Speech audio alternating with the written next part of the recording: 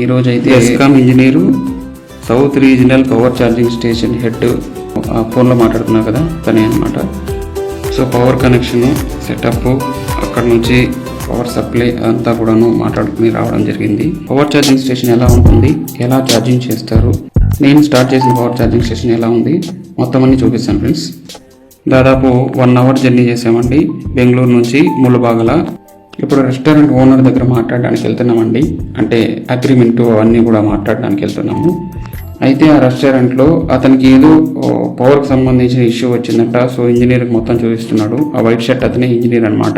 ఇది వచ్చేసి రెస్టారెంటు, ఇదొక రెస్టారెంటు, దీని తర్వాత ఇంకో రెస్టారెంట్ అండి. ఆ రెస్టారెంట్లో మనము పవర్ ఛార్జింగ్ స్టేషన్ అనేది ఇన్స్టాల్ చేయబోతున్నామండి. ఎట్టకేలకు వచ్చేసామండి. వచ్చిన తర్వాత చూడండి, అదే మనం ఓపెన్ పవర్ ఛార్జింగ్ స్టేషన్ డబ్బాలతో ఉంది కదా. సో ఇలా ఉంటుందండి. అది దీనికి కనెక్షన్ ఇవ్వాలి.